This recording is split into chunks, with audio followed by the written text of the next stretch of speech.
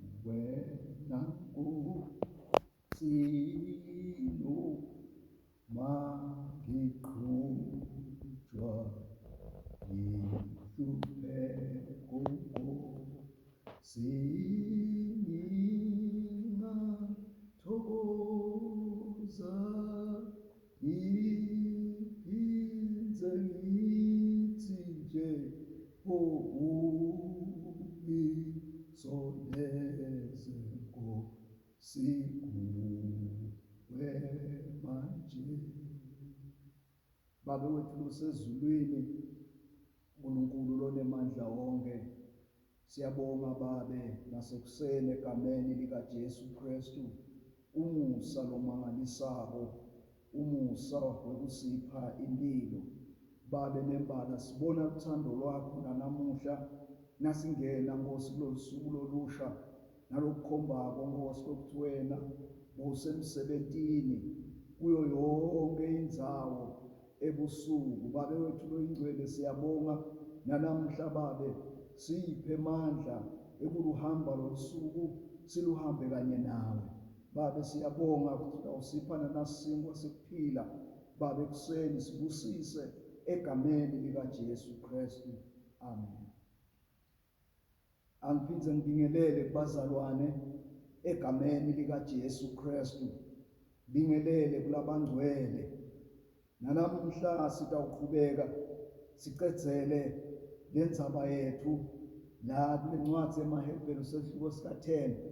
Namuhla njengoba sishito ukuthi lencwadzi yayibhalelwa labahlaselwe ekukholweni kwabo.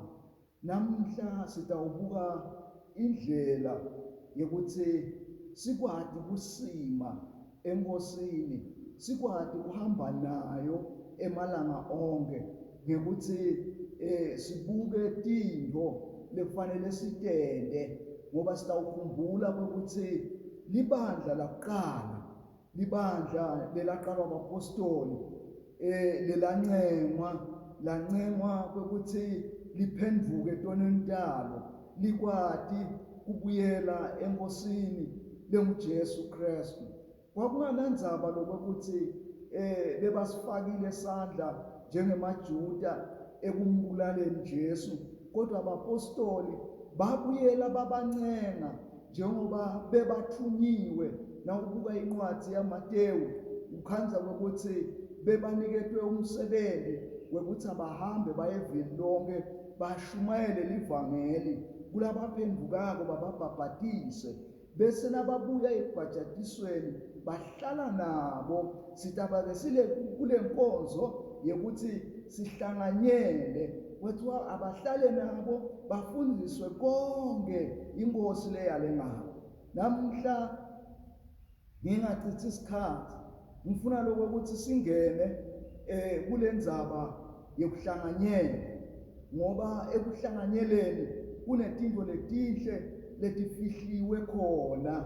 Kodwa uma kubukala kuhlangana kwethu, asikufuni kuhlanganyela, asikufuni ngetizathu nangetincabekelwana lesiba nato. uNkulunkulu uthi namhla kasingakuyekeli kuhlanganyela kwethu, ngoba ekuhlanganyeleni kwethu kunetinto lafuna ukuthi khuluma kithi. Noma lesikhathi sinje singafuni ukuthi sihlanganyele, kodwa tikhona tindlela tekuthi sihlanganyele, sikhumbulane la sikhona khona ngemthandazo yethu, sikhumbulane nangekuthumelelana emavesi, legajeti lesinayo le ukuthi sikhulumisane, asiyisebenzise kwekuthi sivuselelane. Yathi ukuthi labanye bazalwane banetikho ebandleni, lathi nje nakakhuluma uthi khanze kwekuthi uyathi uqatulula yami inkinga lebengibhekene nayo. Uma evalela iphimbo lakho uyavuseleleka noma ngabe besahlaselekile. Hlangana kunemandla, hlangana kuyasita kulabo labasebuthakathaka kwekuthi bakwati kukhula nabo emoyeni. Kungako abapostoli banela kuphenduka emaJuda base bathi buyani sihlale ndawonye sitokwati kuniqeqesha nikwati kusima nikwati kutimela. iBhayibheli ke lithi bebaqinisela ngoba ukuhlangana kunetithatako. Letithatako ativumi kwekuthi umzalwana ngaya ayohlanganyela. Wake kwaba khona ibandla lela lithina lihlangana labanye babo babe netizathu ukuthi abana uphumelela ngetizathu tabo. Kodwa kuthi mhlaba buya ngoba labazalwane kuhlanganyeleni kwabo bebadumisa bambonga uNkulunkulu bafunze livi laNkulunkulu bakhula kanye uma babuya labazalwane bebanetizathu tekungeti ngaleto tizathu tabo ekuhlanganyeleni bathi khanza sebababita ngemagama laba bebeta sebathi hayi laba bongcwele laba batenda ngcono ukukholwa kwabo ngoba labazalwane kuhlanganyele kwabo bebakhulu bemukela tinto letitsitwe enkosini. Futhi kubuya kwabo laba bebangeti bakhanza sekunalabanye labangabathi ngoba inkosi kayihlali inengeti ebandleni nakwentiwa intsando yayo. Bathi bayabuya bakhanza ukuthi etindzaweni lapho bebahleti khona sekuhleli abantu labangabati bathi khanza sebanzinza kuyingoti kungayi enkonzweni kuyingoti kungafuni kuyawuhlanganyela ngoba ushiywa tinto letitawusita wena ushiywa tinto letitakukhulisa ngoba usemkhatsini webazalwane bapostoli. Na ufunza incwadi yetento umsebenzi yebapostoli sehluko sesibili uyathola lokuthi emva kokuba sebabancengile labazalwane baphenduka base babuyiswa ndawonye balandzela le criteria yaJesu labathume ngayo kwekuthi nayi indlela le ndawo sebenza ngayo babhabhatiswa babuye kubhabhatisweni bafundziswa ngelivangeli kwekuthi uthini uNkulunkulu uzube ungumKristu losimile bangena nasemthandazweni kanye uNkulunkulu kwangathi angakubusisa namuhla usatawuva livi laNkulunkulu. Sifundza verse 25 ke namuhla yena yedwa nje kule ncwadi yemaHebheru njengoba beshido ukuthi lelibandla lalihlaselekile. uNkulunkulu ke uthi kulo verse 25 singakuyekeli uhlangana ndawonye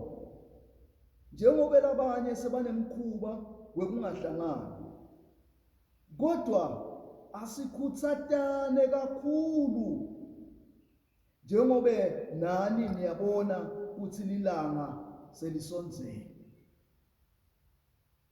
Uma sibuka tinto kulamalanga siyabona ukuthi letinye tinto letibhaliwe embhalweni setiyagcwaliseka.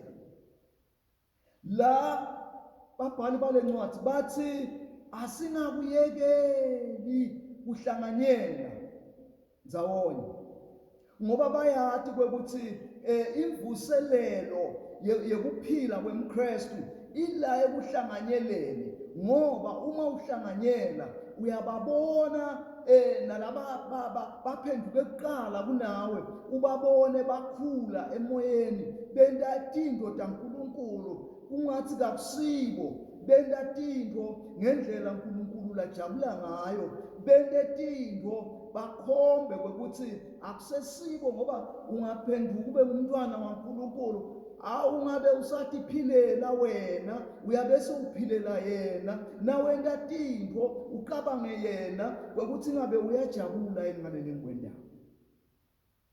Asingakuyekeli ukuhlangana kwethu ngoba likholwa lelihlaselwa lilodwana lide inthunja yekwehlulekisa lesimo lesihlaselako uma lingakhoni kuhlanganyela ngoba emandla ekusima siwathola ngoba sihlanganyela kube khona lesikufundzako lokutawusinase sihlaselwa avuse kona moya athi uyakhumbula yini kwekuthi indzawo lengcwele seyavuleka kodwa kuyakhona siya ngaJesu. Na ungakahlanganyeli utawutithola leti moya utawufundzisa utawuvusa ini kuwe na uhlangana nemimoya. Bantu labangahlanganyeli imimoya idlalela kubo futhi nayifika kubo balala lubule bayilalele lemimoya ngoba abahlanganyeli. Uthi ke lo mbhali la asikhuthathane kwekuthi sivuseleleke emimoyeni yethu ngoba netikhuni uma tikhuni kubaswe umlilo dase tiyehlukana ngoba kude lotikhwetelako uyabese uyacisha lo mlilo. Sidinga ukukhuthathana kakhulu enkosini, sikhuthathane kwekuthi naloyo mhla kufika athi insuku takhe athi ngikulwile kulwa lokuhle ngoba abehamba nebazalwane kuthi noma kukhona tinto letimtsindzako akwati kwekuthi ncesi. La kuhlanganyeleni sifundza nalo moya wekuthi ncesi. Kodwa na uwedwana chaya sifuba uthi kangentiwa nje mina. Umoya wekuthi sihlanganyele unemoya webudlelwane lomunye kunalomunye.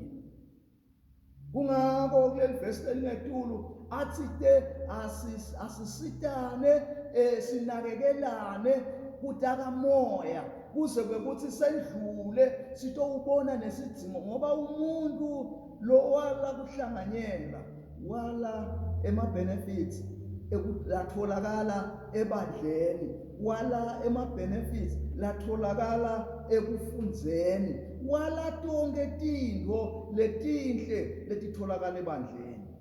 Asimbonge uNkulunkulu kwekuthi nanamuhla asivuselele asingakuyekeli ukuhlangana kwethu kodwa kasikhuthathane lamalanga akhomba ukuthi tinsuku timbi.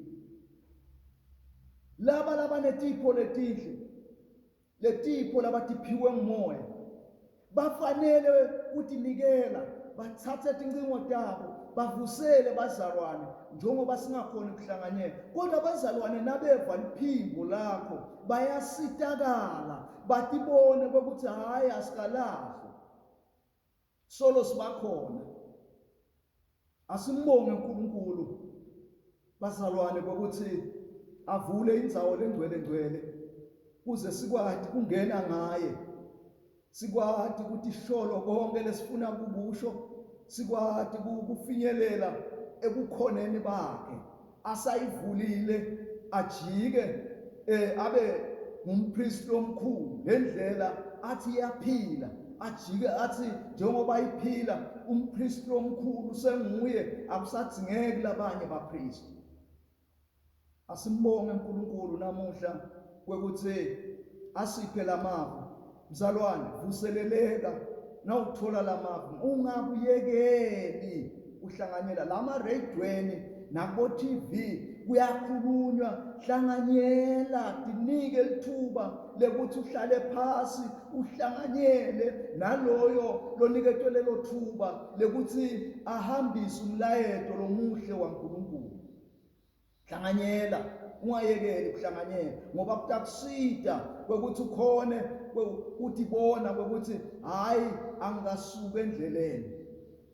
Lingisa libandla laqala qinisele ngoba kulukhuni na ulapha endlini nje diningi tinto lokubala ukuthi ngabe sowuyadenda kanti uhlala phasi utinike lithuba kube khona kudla lokudlako kube khona lokutawukwenta kokuthi ube nemandla ekuhamba endleleni.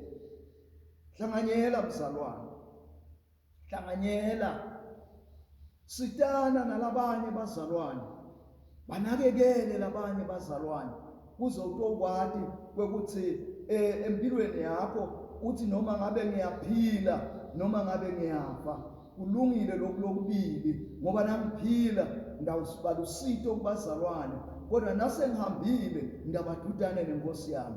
Akabongwe uNkulunkulu nanamuhla kule nkonzo, kwangathi uNkulunkulu angakubusisa mzalwane. Singakhohlwa bazalwane ukuthi sigeze tandla, sifake imaski, nakukhona isanitizer sanitizer, bese sihlala ngaleyo ndlela yekwehlukana kuze singathelelani lo mkhuhlane. uNkulunkulu kwangathi anganibusisa bazalwane kule nkonzo yanamuhla, anibusise nikwati kuqhubeka niyente le nkonzo yekuhlanganyela. Inkosi ibusise. Babe wethu losezulwini, babe wethu lonemandla onke, nanamuhla babe sibuyela kuwe, babe wethu loyingcwele, ngoba wena umqalisi nemphelelisi wekuphila kwethu. Siyabonga babe emavi losipha wona namuhla, kwangathi babe ungawabusisa naloyo lowevako amside, nalowo lowevako asukume, naloyo lowevako akwati kuhamba ngawo. Siyabonga babe wethu loyingcwele, sibusise nanamuhla egameni lika Jesu Kristu. Amen.